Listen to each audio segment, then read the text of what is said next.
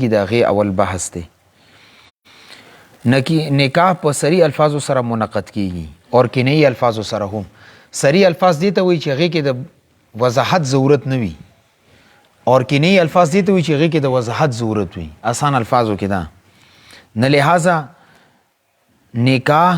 اور تزویج عربی کې په دې الفاظو سره نکاح منعقد کیږي. اردو ژبه کې په شادي باندې نکاح منعقد کیږي. انګریزي ژبه کې په میریج باندې. تاسو دا کم چې چا بار وخت تیر کړی هغې ته وایي چې میریج یې که نان میریج یې. نو میریج شادي شده او نان میریج غیر شادي شده. او پښتو کې دې لپاره کم الفاظ دي. نکاح لفظ استعمالیږي، کمین لفظ استعمالیږي، یا ورته کوین وایي، پته نشته موږ یو ټکی ورته زنانه اکثر استعمالي. واده ټکی ورته استعمالیږي، خادي ټکی ورته استعمالیږي. نه که دې الفاظو سره نکاح وتړلی شي ټیک دی. او چې کم الفاظ کې نه دي هغې نه هغه الفاظ مراد دي چې هغې سره یو سړی د یو شیز فوراً مالک جوړ شي. لکه مثال په طور باندې ښځه خاوند ته دا وایي چې ما خپل ځان تا ته هبه کړی دی، هبه ګفټ، ټیک دی نکاح ورسره کېږي. او خاوند وایي چې او ما قبوله کړی. ولې هبه کې وي داسې چې ته چا ته هبه ورکړې هغه د هغې مالک شي. همدغرانګې ځان دا ورته وایي چې ما تا ته ځان صدقه کړی دی، دا ورته وایي ما قبوله کړي، ټیک دی. همدغرانګې دا ورته ځان وایي چې ما تا ته عطیه کړی دی، لکه موږ چې خون کا عطیه دیا، دا ګفټ په معنا کې راځي. تملیک ښځه ورته دا وایي چې ما خپل ځان مالک ته جوړ کړی، ستا خوښه ده. هغه ورته یو بس ما قبوله کړې، زه ستا مالک یم، بس نکاح ورسره وشو. اور هغه الفاظ چې هغې کې صرف منفعت مالک سړی ګرځېږي، لکه اجاره، ما بازار نه یو شیز راوړو په کرایې باندې، زه د هغې مالک نه یم، خو هغې نه کمه نفع ما ته حاصلېږي، هغې زه مالک یم. مثال په طور ما جنریټر راوړو، جنریټر مالک خو نه شوم، خو جنریټر نه کمه بجلی ما حاصله که زه د هغې مالک شوم. نه هغه الفاظ چې هغې کې صرف نفع مالک سړی جوړېږي هغې سره نکاح نه منعقد کېږي. لکه اعاره شوه، چاته یو شیز ورکړي چې دې نه فایده اوچته که ما ته یې واپس راکړه، دې ته شریعت کې اعاره ویلې کېږي. دا پین ما نه یو ملګری والي چې زه لږ لیکل کوم بیا در کوم، نه چې دا ورسره لیکل وکړي بیا ما ته واپس راکړي، دې ته شریعت کې اعاره ویلې کېږي. بل یو ټکی دی اجاره. اجاره دې ته ویل کېږي د پین ورته زه ورکړم چې یو روپۍ ورځ شوه، څومره استعمالوي ما ته یې واپس راکړه، دې ته اجاره ویلی کېږي. اوس به د یو ورځې ما ته یو روپۍ راکړي، دې ته اجاره ویلی کېږي. نو د اعاره، اجاره اور اباحت دې لفظونو سره نکاح نه کېږي. همدغرانګې هغه الفاظ چې هغې سره فوراً سړی مالک نه جوړېږي، لکه وصیت لفظ. ښځه دا وایي چې ما ځان وصیت کې بس تا ته درکړی دی، دا ورته ما ته قبوله کړي. نه وصیت سره نکاح نه منعقد کېږي. نه دا هغه الفاظ دي چې کوم سره نکاح منعقد کېږي یا نه منعقد کېږي. دویم دا چې دا کمې صیغې دا استعمالي، الفاظ استعمالي، دا به د کمې زمانې استعمالي. نه تاسو ته ما ویلي چې زمانې درې دي. یو ماضي چې کومه تېره شوې ده، انګلیش کې ورته پاسټ ویلی کېږي. او یو د حال چې کومې زمانې سره موږ تېرېږو دې ته پریزنټ ویلی کېږي انګلیش په اصطلاح کې. او یو راتلونکی وخت چې هغې ته فیوچر ویلی کېږي، مستقبل. دا مو خلک مستقبل وي، دا مستقبل نه دی، دا اصل کې اردو ادب اعتبار سره مستقبل دی، خو بس خلکو مستقبل مشهور کړی دی. نه د ایجاب اور قبول الفاظ که چېرې د ماضي صیغې وي، یعنی تیر شوي زمانې والا وي، نه په دې کې ټولو اتفاق دی چې نکاح کېږي. یعنی قبوله کړي، ما داسې ورته وایي چې تا دا قبوله کړي وا، او هغه وایي چې او ما قبوله کړي وا، نه دې سره نکاح منعقد شو. دې کې چا اختلاف نشته. په دې خبره باندې پوه شو. او دویم دا چې یو طرف ته د امر والا صیغه استعمال شي اور بله ماضي استعمال شي، دا هم ټیک ده. یعنی دا ورته وایي چې ته دا قبوله کا، هغه وایي او ما قبوله کړي دا، نه د یوې خې اوس ولې ویلې چې قبوله کا حکم دی، او هغه وایي چې او ما قبوله کړي دا، نه دې سره به نکاح منعقد کېږي، ټیک ده. اور که چېرې حال والا صیغې استعمال شي، موجوده وخت والا، نه هغې کې یا فیوچر والا ذکر کې شي، الفاظ ویلی شي، نه هغې کې ضروري دا ده چې داسې یو کرینې سره هغې کې د حال معنا مراد واخیستلی شي، نه هغې سره هم نکاح منعقد کېږي، څه مسله پکې نشته ده. البته که داسې ټکي استعمال شي، یاره انشاءالله موږ به بیا نکاح کوو، هغه ورته چې انشاءالله زه به د بیا قبلوم، نه دا اراده د نکاح ده، وعده د نکاح ده، دې سره نکاح نه کېږي. په دې خبرو باندې پوه شوئ چې دواړه د مستقبل ولا راتلونکي وخت ولا استعمال کړي. خاوند ته دا وایي چې وکیل ته دا وایي چې کوم د ښځې طرف نه وکیل راغلی چې تا دا جینۍ هغې ته ورکړي، ورکوې به، دا ورته چې او زه بیا قبلوم، نه دې سره نکاح نه کېږي. ولې دواړې د هغه راتلونکي وخت والا ذکر کړی شوي. دې کې بیا دا موږ ورته ویلو چې کوژدن شوه، وعده شوه، اراده شوه، خو دا نکاح دې سره نه منعقد کېږي. یا دا وایي چې او ما قبوله کړي ده، خو انشاءالله ورسره وایي، انشاءالله سره نه کېږي. ما یو ځای کې نکاح تړلو، نو هغه چې کم خاوند هغه تبلیغي و نه ما ورته چې تا قبوله کړي دا قبوله کړي دا قبول شاو قبوله کړي ان شاء الله بیر مل ان شاء الله ما وایي چې ان شاء الله ویرو بیا شي لاړو البته دا که برکت د بری وي خو ټیک ده خو نور ان شاء الله سره اغه نکاح نه منعقد کیږي ولې چې هغه کې دغه جزم پکار دی البته که برکت د بر ان شاء الله وي نو بیا ټیک ده بیا پکې څه مسله نشته خو بهر هغه وخت کې د ځکه نه وي چې مونږ به دا وي هغه به دا وي چې ما برکت د پر ویلی مونږ وایو چې نه د ان شاء الله دې د پر ویلی چې اراده نشته نو مشکلات پیدا کیږي ونه دا رنګ یو سړی طلاق واچي بعد کې روانه چې ان شاء الله ورپسې وي نه طلاق ور سره نه کیږي دیو جن چې هر الله علم تپریدي ولا علم نسو خبر نه دی نه دیو جن هغه سره بیا نکاح یا د طلاق نه کیږي بل به دې مسلې باندې ځان پوي کی چې یو سړی دغه نکاح تړي نو هغه به چا طرف نه وي زنانا طرف نه وي که نرینا طرف نه وي که دا دواړو طرف نه وي هغې متعلق درته یو څو مسلې بیانوم که چېرې یو سړی دا دواړو طرف نه هغه ته ولایت حاصل شي تنها نه ټیک ده یعنی سړی ورته دا وایي چې ما طرف نه ته وکیل شوې او زنانه ورته چې ما طرف نه ته وکیل نکاح وتړه نه ده ټیک ده تړلی شي ها بله یو صورت دا دی چې دا کم نکاح تړلو ولی دا د دواړو طرف نه ولی وي نو نکاح منعقد کیږي مثال په طور باندې نیکه لګیا شو د خپل نواسی او د نواسۍ خپله کې نکاح تړي نه دا ټیک ده ولې چې هغه د نواسی او د نواسۍ د دواړو ولی ګرځېدلی دی تاسو ما پرون ویلي وو که نه نو دا نکاح تړلی جایز دی ټیک دی دویم صورت دغه دی چې دا نکاح تړلو والا د دواړو مالک وي یعنی دې ملکیت کې وینځه ده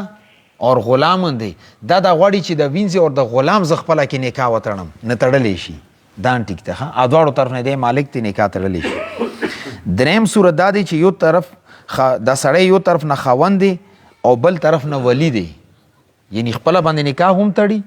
خپل ځان والا او بل طرف نه ولی هم دی لکه تره زوی د تره لور ولی جوړ شي تره لوري نه پلار شته نی نیکه شته نی مور شته نی تره شته نه ماما شته بس مړه خو به یو بس دنیا کې نوی مخلوق دی هېڅوک یې خپلوان نشته چې نکاح یې وتړي به دا یو تره زوی غریب یې پاتې دی نه هغه جینۍ دی تره زوی ته دا وایي چې بس ما نکاح ته وتړه دا ورته چې خو به ځان سره نکاح وتړم نو اوس دا خپله باندې خپل نکاح تړي او د هغې ته ښځې طرف نه ولی هم دی نه د خپل ځان سره نکاح تړلی شي په دې خبره باندې پوه شو څلورم صورت دا دی چې دواړو طرف نه وکیل جوړ شي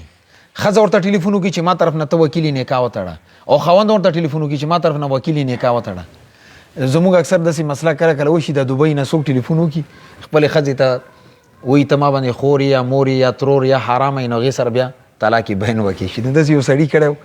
فون یې راته وکړو ملدا طلاق شوی دی وایي ما ته نکاح وتړه مطلب زه څنګه تړم وایي بس موږ طرف نه ته وکیل ما طرف نه ته وکیل شوي اور کور والا به چې تا مدرسې کې استاد ته فون وکړي هغه به وکیل شي بس مالته دفتر کې نکاح وتړي نه بس هغه دوبۍ نه غریب ټلیفون وکړو او کور والے پته نشته دلته پاکستان کې چېرته هغې ټلیفون وکړو بس دفتر کې مو ورته نکاح وتړلو هغه تصویر مو ورته سینډ کړو بس نکاح وشو مبارک شه ګرځه نه داسې که مثال په طور باندې هغې ټلیفون وکړي دوه وکیلان جوړ کړي ټیک ته وکړه یو سړی وکیل جوړ کړي هغې نکاح تړلی شي دا صورت هم ټیک ده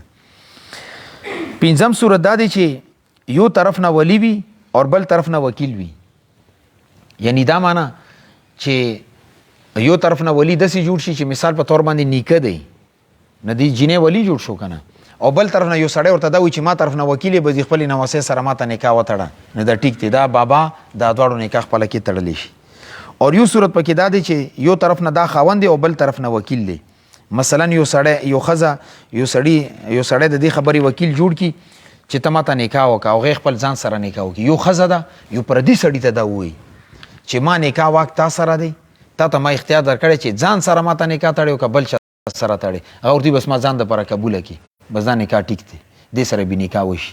نه دا یو طرف نه که وګورې خاوند دی اصیل دی او بل طرف نه د نکاح وکیل هم دی ښځې ورته اختیار ورکړی دې سره نکاح منعقد کیږي بله یو مسله ده چې آیا ټوکو کې اور دباو سره جبر سره نکاح منعقد کیږي که نه منعقد کیږي احنافو په نیز باندې که چېرې صریح الفاظ ذکر کړی شي اگر چې هغې کې د نیت اور اراده نه وي زموږ د پښتانه د سکي لږ به دا خبره نور هم کولا وکړو لور ته دا وایي چې دې دا خاوند منظور دی که نه منظور ګولا در نه وباسم تماچې ورته په سر نیولي وي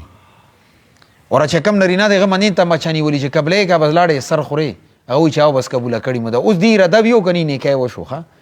نکاح کیږي خو کول داسې نه دي پکار ښه نتیجې بیا ډېره خطرناکه وي د روزو بعد به بیا لور به د کور کې ناسته وي نه څه ضرورت دی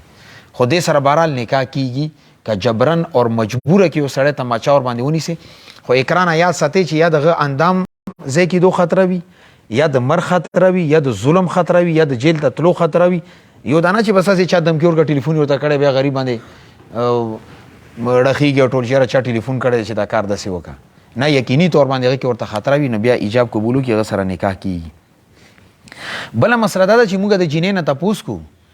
چې دې خاوند سره د سړي سره ته نکاح ته تیاره یې که تیاره نه یې هغې الفاظو باندې هم ځان پوهېږي چې کومو الفاظو کې به اور کومو اشارو کې کم انداز کې به جواب درکوي اوس هغه جینۍ چې هغه غیر شادي شده ده کنواري اردو کې دې ته ویل کېږي چې دې نه مخکې نکاح نه وي شوي یعنې سترګو کې حیا وي هغه ښځه چې هغې دې نه مخکې خاوند سره ملاقات نه وي شوی هغه د حیا نه سترګې ډکې وي نو هغې ته په اردو په اصطلاح کې کنواري ویلی کېږي هغې نه که تپوس وکړی شي چې د فلانکي سره ته نکاح کوې که نه کوې هغه دوه صورتونه دي یو صورت خو دا دی چې هغې نه اجازت اخیستلو والا ولی وي ولی دا مطلب چې یا پلار یا نیکه اور یا مثال تره ماما مشر ورور دي نه سړی زنانه شرمیږي دا ونه تپوس کوي نه دې صورت کې که چېرې دغه جینۍ خاموشه پاتې شوه دا د هغې طرف نه اجازت دی ولې هغه شرمیږي هغه ته داسې نه شو ویلی چې او بس ما نکاح واک درکړی دی وي تړه نو د هغې خاموشي څه شی دی دا واک دی تا ته یې واک درکړو صحیح ده اکثر زنانه خاموشي پاتې کېږي دویم دا چې مسکی شي وخندي نو هغه په دې خبره باندې دلیل وي چې دا رضي ده په دې خبره هغې سره اجازت درته میلاو شو او دریم دا چې په تیزه وخندي دا اجازت دی بس ته د ښځې طرف نه وکیل شوې اور څلورم صورت دا دی چې سترګو نه معمولي شان اوښ کې لاړې شي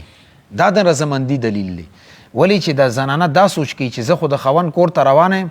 اور ما نه د مور پلار دلته پاتې شو نو هغې خفګان به د سترګو نه اوښ کې ځي نه دا هم رضامندي دلیل دی ها البته که چېرې اوچت اواز کې وژړي او داسې ژړا وکړي چې هغې نه دا محسوسه شي چې دا په دې باندې رضي نه ده اور یا دا چې ټوکو کې اور استهزاءً ده وایي چې هغې ته وګوره هغه سره زما د نکاح وګوره هغه د خولې ته وګوره داسې الفاظ استعمال کړي دې صورت کې د جینۍ مطلب دا دی چې ما ته خپل وکالت نه دی درکړی د ما نکاح ما تړه د دوه صورتونه شو یا صراحتاً انکار وکړي چې دې سړي سره زه نکاح نه کوم دا انکار دی ته وکیل جوړ نه شو دا نه چې بیا نیغ روزې ټوپۍ د ترسه کړي چې ما ته اجازت راکړی دی به دا اجازت نه دی میلاو درته اور یا دا چې هغه پورې ټوکې وکړي چې هغه ته وګوره شرابي پوډري کبابي ته هغه سره ته ما ته نکاح کوي نو دا الفاظ د انکار دي دې صورت کې ښځې تا ته واک نه دی درکړی که نکاح وتړی نکاح نه دی شوی ښه په دې خبره باندې پوه شوې دویم صورت دا دی چې دا تپوس کول والا کم دی دا یو پردی سړی وي یا د لرې رشتې دار وي ماما زوی دی به داسې دی چې به زموږ خو بیا غټې غټې رشتې دي که نه الله دې اسانه کړي هغه تپوس ته راغلی نو دې صورت کې به صراحتاً کلام کوي خبرې به کوي چې او ما تا ته واک درکړی دی یا نه دی درکړی دې صورت کې خاموشي خندا ژړا دې ته اعتبار نشته اور دویم هغه جینۍ هغه ښځه چې هغه دې نه مخکې یو نکاح شوی وي هغې نه چې تپوس وکړي نو هغې دپاره ضروري ده چې هغه به صراحتاً په خولې باندې خبرې کړي ولې دې نه مخکې د یو نکاح شوی دی نه دې چې سترګو کې کومه حیا وه هغه ختمه شوې ده نه دا به صفا الفاظو کې وایي چې او ما خپل واک تا ته درکړی دی هغې نه پس به بیا تا ته وکالت میلویږي صرف خاموشي یا خندا په دې سره هغه اجازت نه دی په دې خبره باندې پوه شوې درې صورتونه هم درته ذکر کړو اوس نکاح کې چې کم کسان گواهان جوړیږي هغې کې څه اوصاف پکار دي یعنې کم صفتونه هغې کې پکار دي گواهانو دپاره ضروري دی چې دا عاقل وي لیوني نه وي بالغ وي نابالغه نه وي آزاد وي غلام نه وي اور بل دا چې مسلمانان وي دا څلور شرایط فقهاو ذکر کړي دي البته که چېرې کافران خپله کې نکاح تړي نو هغه کې گواهان که مسلمانان نه وي هېڅ خبره نه ده هغې سره موږ څه کار دی څو ګواهان جوړي خپل کار به کوي فاسق فاجر ړوند اور هغه سړی چې هغې باندې تهمت لګېدلی وي اور هغه سړی چې هغې ته د زنا والا سزا میلاو شوي وي هغه هم ګواه جوړېدلی شي دلته خو شرعي نظام شته نه خو زنا کې سزا یافته دا مطلب چې کم سړي وده نه وي کړی هغه زنا وکړي نو هغه ته شریعت کوډې مقرر کړي دي اور چې ودي کړي وي زنا وکړي نو هغې ته رجم دی خو بهرحال دا د هغې فقهاو هغې زمانې ذکر کړي چې هغه شرعي نظام او خلافت عثمانیه وه یا هغې نه مخکې دور و نو داسې سړی هم ګواه جوړېدلی شي اور نکاح کې هغه سړی هم ګواه جوړېدلی شي چې د هغه ګواهي عدالت کې نه چلیږي څه مطلب یو سړی لاړو عدالت کې کیس دایر کو چې د فلانکی سره کم شي دی دا زما دی غور ته تا سره گواه څوک دی وی گواه ما سره خپل زوی دی نه د زوی گواهی په د پلار په حق کې عدالت کې په دې شیز په حق کې نه چلیږي خو که دا زوی د پلار د نکاح گواه جوړیږي نه جوړیدی شي اوس په خبره باندې پوه شي پلار یو واده کړی دویم واده کوي بس دوه بچي راولي چې دا به ګواهان جوړیږي هغه پکې ګواهان جوړېدلی شي البته که دا معامله کیس ته عدالت ته لاړه ښځې کیس دایر کو چې ما دې سره نکاح نه دی شوی هغوی چې او د دوه ګواهیان زما زوی شته نو بیا اوس عدالت کې دا کیس نه چلیږي د بچو ګواهي نه چلیږي عام حالاتو کې چلیږي خو عدالت ته مسله لاړه بیا به د بچو ګواهي نه چلیږي خو بهرحال نکاح کې دا ګواهان جوړېدلی شي اور ګواهانو کې دوه نرینه یا یو نرینه دوه زنانه پکار دي صرف زنانه کافي نه دي ښه چې څلور زنانه د کینولې په مخکې لګیا وي نکاحونه تړي هغې سره نه کېږي بعضې وخت کې داسې چې نکاح کې شرطونه لګي چې دا خاوند به دا کارونه کوي او داسې به کوي نو هغې کې فقهاو درې قسمه شرایط ذکر کړي دي علامه عیني رحمت الله علیه فرمایي چې یو شرایط هغه دي چې هغه پوره کول په خاوند باندې واجب دي لکه مثال په طور باندې ښځې سره ښه سلوک کول دغه نه نفقه اوچتول خرچه کول د زمونږ خلک داسې کوي چې کله دا نکاح فرم ډکوي نه هلته ورته ولیکي چې یو خو به دا کوي چې ته به دې ښځې سره ښه سلوک کوي نه ښه سلوک په خود کوي چې ښه سلوک نه کوي نور به څه کوي بیا ورته دا ولیکي چې د ښځې جیب خرچه به هم ته ورکوي نه جیب خرچه به خود ورکوي دا به نور څه کوي چې ودي کول خو د خرچه به د ښځې والا برداشت کوي که نه بیا دریم ورته دا ولیکي چې د بچو خرچه به دا برداشت کوي خود به برداشت کوي دا خو کته نه وی لیکنی په دې باندې لازم ده بیا سین کوي نه که دا قسمه شرایط ولیکلی شي نکاح نامې کې یا واده په د نکاح په وخت کې ویلی شي نه دا په خاوند باندې لازم دي که دا ونه لیکین دا به کوي دویم قسم د شرایطو هغه دی چې هغه د احکام شریعت سره متصادم دي خلاف دي اګه هغه شرایط ولیکلی شي مثال په طور باندې نکاح په وخت کې دا شرط ولګولی شي چې دویم واده به ته نه کوې او یا ورته دا ویلي چې دا نکاح کوي د دویم نه اولې ته به طلاق اچوي دا چونکې د شریعت خلاف دي داسې شرایطو ته په شریعت کې هیڅ اعتبار نشته په سټامپ پیپر څه کوي چې په دې قرآن یوه ګتره وشلیکي په هغې ولیکي بیا ورته اعتبار نشته دی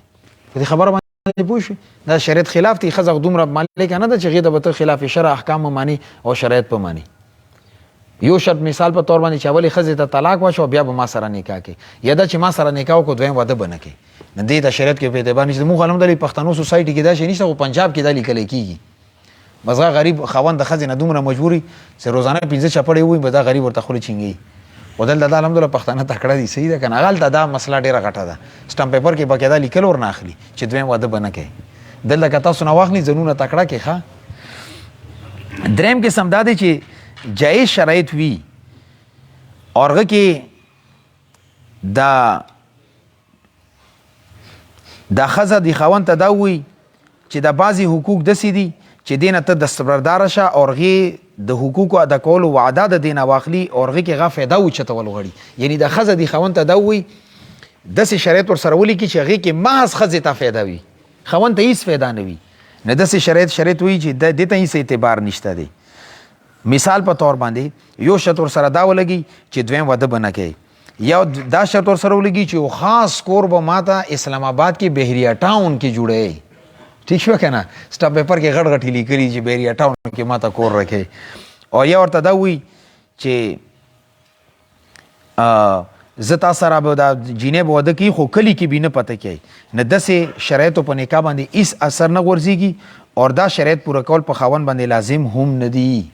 پوه شو په دې خبره دا شته دي زمونږ دلته کله کله ماته مسله راشي جي دي سره موږ سټامپ پیپر کې دا لیکلي چې د جینۍ به تیره ته نه بوځي دي تیره ته بوتلي ده څه ورسره وکړو نو هغه غریب څه وکړي دلته یې وس نه رسېږي چې هلته یې نه بوځي نه کم ځای ته یې بوځي نه داسې شرایط لیکل که ولیکې دې ته شرایط کې هېڅ اعتبار نشته دی ښه خاوند مرضي ده خاوند به خپل وس مطابق هغې دپاره انتظامات کوي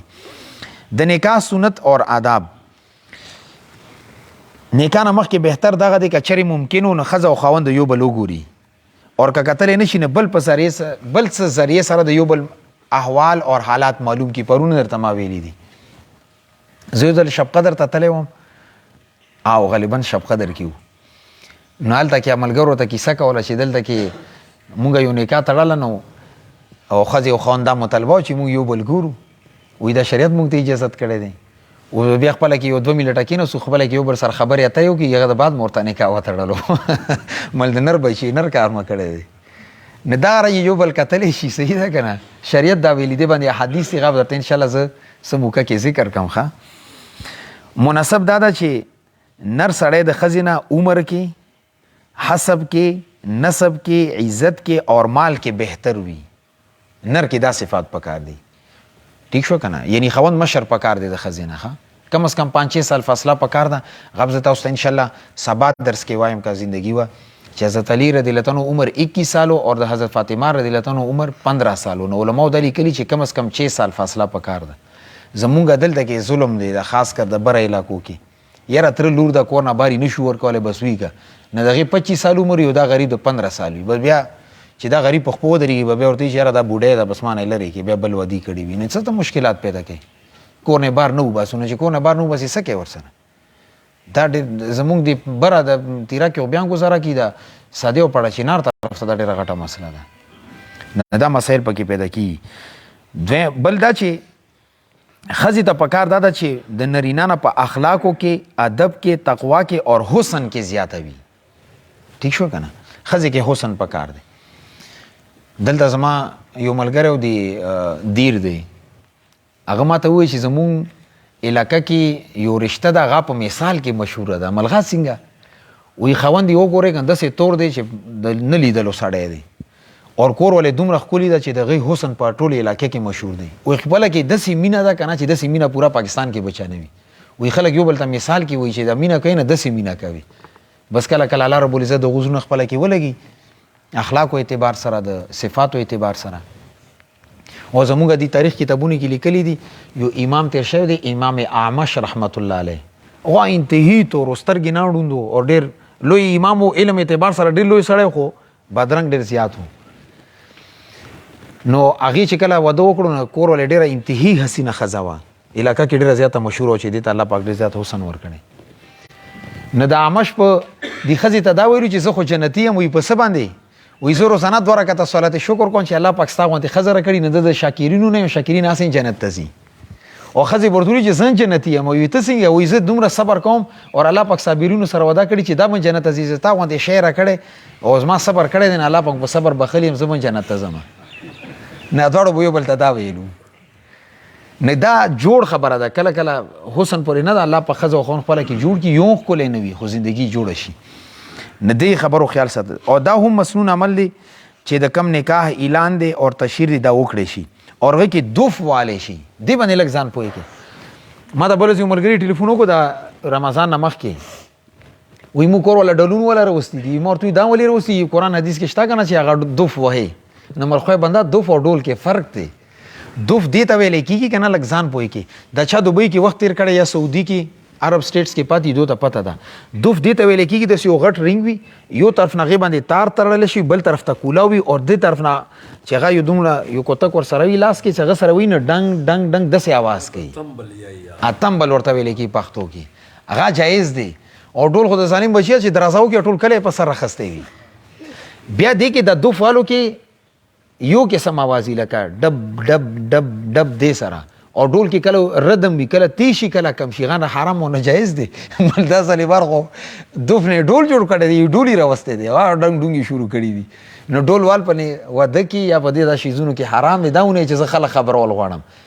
دا چې کوم ملګري رایونډ ته تلي او هلته رمضان مبارک کې تېر کړی نو دوی هلته کتلي دي رایونډ کې ویلی چې کله اذان کېږي نو اذان خو اورېدلی نه شي سپیکر شته نه نه دا چې کوم د دوف ته دی والا آواز اورېدلی کېږي ډنګ ډنګ ډنګ داسې یو آواز راځي نه دا ټیک دی ښه دوف وال دې دپاره ټیک دی چې خلک خبر شي تشهیر دپاره دې نه استدلال کول چې ډول ټیک دی او دا نور ګانې بجانې دا جایز نه دي ښه مستحب دا دی چې نکاح جمعې په ورځ باندې مسجد کې د خلکو په مخ کې منعقد کړلی شي ایجاب و قبول نه پهله د خطبه ویل دا مستحب دی لکه پرون درته ما ویلی اور د ښځې او خاوند لپاره د برکت دعا کول پکار دي او مبارکباد ورکول هم مستحب دي مبارکي ورکول ولا کم الفاظ دي انشاءالله هغه به درته زه سبا یا بل سبا ذکر کوم او مستحب دا دي چې نکاح په وخت کې د مهر تذکره وکړی شي دا ډېره ضروري خبره ده ښه چې ګواهان په هغه باندې ګواه وي علماو ته خو یاد نه وي موږ خو 500 نکاحونه تړلي موږ ته چا والا به یاد وي خدای چې فارم کې لیکلي وي خو چې کم ګواه دی چې کم از کم هغه ته یاد وي چې دومره مهر مقرر کړی شوی دی او دا هم مستحب دی چې په هغه وخت کې مهر ورکړی شي مهر والا بحث بعد کې راځي چې مهر په 2 قسمه باندې دی یو نکاح په وخت کې ورکول دي یو بعد کې ورکول دي هغې سره بل ته بحث کو خو بهتر دا دی چې په هغه وخت کې مهر ورکړی شي نکاح نه پس ولیمه کول دا مستحب دی. ولیمه روټۍ ورکول، خو دې کې سنت عمل دا دی د ځان پوی کې کیدای شي بعد کې بیان د مسله راشي. ښځه او خاوند خپله کې میلاو شي، سبا ته د روټۍ وکړی شي، دا سنت عمل دی. زمونږ دغه پښتانه دي اول روټۍ وکړي بیا سبا ته ښځه او خاوند میلوي. ټیک دی، ولیمه درته وشو، ولیمه صدقه ده، بس خپل وس مطابق وکړه. خو نور سنت عمل دغه دی چې ښځه او خاوند خپله کې میلاپ وشي، هغه د بعد بیا روټۍ ورکړی شي. صحیح ده، په دې باندې ځان پوه کړي، دې ته ولیمه ویلی کېږي. او نور چې هغې میلاو نه وي ته روټۍ ورکړې، هغه صدقه ده، خو ولیمه نه ده.